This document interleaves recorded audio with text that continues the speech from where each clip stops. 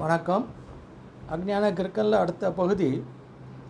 ஒரு ஊரில் ஒரு குடியானவன் இருந்தான். அவன் வந்து தன்னுடைய அன்றாட வாழ்க்கையினுடைய அந்த வேலைகளை வந்து ரொம்ப சந்தோஷமாக எந்த வித ஒரு குறையும் இல்லாமல் செஞ்சுக்கிட்டு வந்தான்.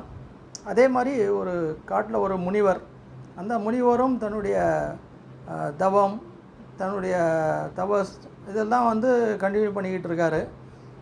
இரண்டு பேரும் தன்னுடைய வாழ்க்கையில் வந்து ஒரு மும்முரமாக தன்னுடைய லட்சியத்தை அடையணும். அதாவது அவங்களுடைய லட்சியம் என்னென்னா, எப்படியான நம்ம கடவுளை பார்க்கணும்.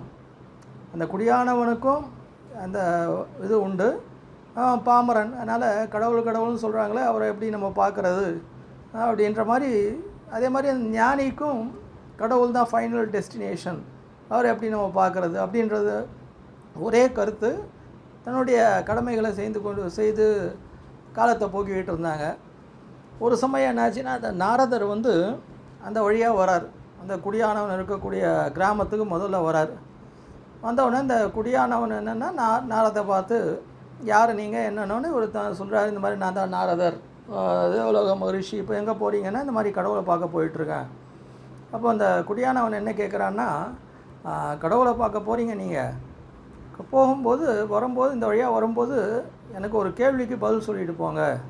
அப்போ என்ன கேள்வினா, இந்த மாதிரி எனக்கு எவ்வளோ சீக்கிரம் வந்து கடவுளுடைய ஒரு தரிசனம் கிடைக்கும் அப்படின்ற கேள்விக்கு முதல்ல பதில் சொல்லிட்டு போங்க அப்படின்ற மாதிரி ஒரு கேள்வியை கேட்போம்.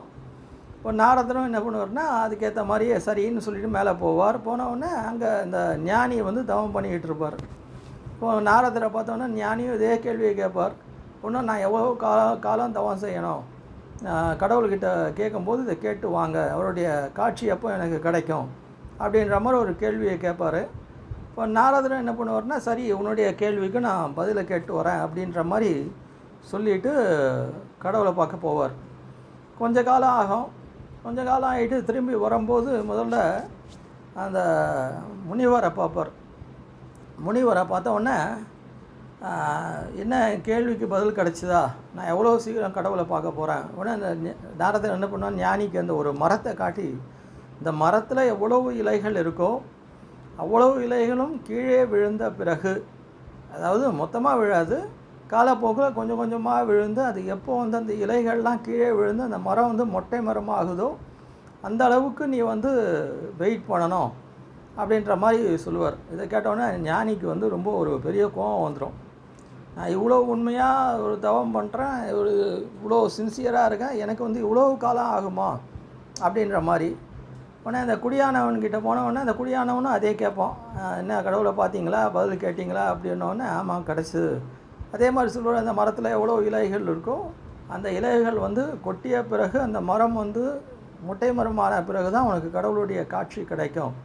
உடனே அந்த குடியானவன் ரொம்ப சந்தோஷம், அவ்வளோ சீக்கிரம் எனக்கு கிடச்சிருமா அப்படின்ற மாதிரி தன்னுடைய வேலையில் வந்து இறங்கிடுவான். ஆனால் இந்த முனிவருக்கு வந்து கோபம் வந்துடும். கோபம் வந்துட்டு அவரை வந்து கடவுளை திட்டிக்கிட்டே, இவ்வளோ சின்சியராக இருக்கேன், எனக்கு இவ்வளோ தாமதம் பண்ணுறிய மாதிரி. ஆனால் இந்த குடியானவன் வந்து எந்த வித கவலையும் இல்லாமல் தன்னுடைய வேலையில் வந்து ஈடுபட்டுருவான். இப்போ இந்த கதையை நான் ஏன்னு சொல்கிறேன்னா, இதுக்கு அடுத்த பகுதி வந்து நம்ம அடுத்த பகுதியில் பார்க்கலாம். அது வரைக்கும் நன்றி, வணக்கம்.